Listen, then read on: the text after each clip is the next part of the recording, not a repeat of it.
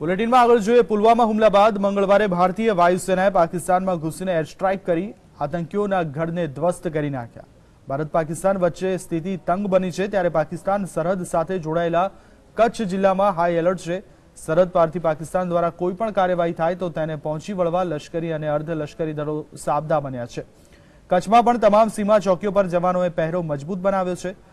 કચ્છ એકમના ડીઆઈજી કક્ષના વડા પોતે સરહદી રણ વિસ્તારમાં ધામા નાખી તમામ કાર્યવાહી પર દેખરેખ રાખી રહ્યા છે। તો હાઈ એલર્ટની પરિસ્થિતિ વચ્ચે ભુજ એરપોર્ટ પર અવરજવર કરતા લોકો પર ચાંપતી નજર રાખવામાં આવી રહી છે। તો બસ સ્ટેન્ડ અને રેલવે સ્ટેશને અવરજવર કરતા પ્રવાસીઓનું પોલીસ ચેકિંગ કરી રહી છે।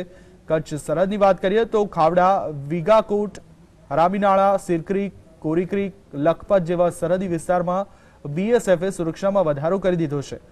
તો કંડલા પોર્ટ, મુન્દ્રા પોર્ટ, બાંડવી બંદર, જખો બંદર જેવા દરિયાઈ વિસ્તાર પર સુરક્ષા વધારી દેવામાં આવી છે અને માછીમારોને દરિયો ન ખેડવા સૂચના આપવામાં આવી છે।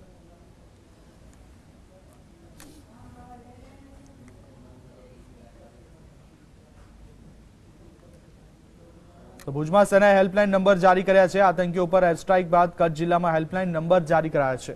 સરહદી જિલ્લામાં કોઈ પણ જગ્યાએ અનિચ્છનીય બનાવ કે શંકાસ્પદ ગતિવિધિ કે બિનવારસી વસ્તુ મળી આવે તો હેલ્પલાઇન 02832 258439 પર જાણ કરવા નાગરિકોને અપીલ કરવામાં આવી છે।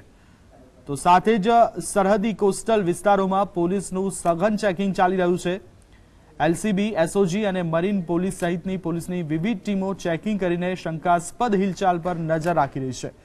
બોમ્બ સ્ક્વોડ, ડોગ સ્ક્વોડ સહિતની ટીમો પણ ચેકિંગમાં જોડાઈ છે। ખાસ કરીને જૂના કંડલા, નવા કંડલા, મીઠાપોર્ટ, સિરવા અને બંડા વિસ્તારમાં સઘન ચેકિંગ કરવામાં આવી રહ્યું છે।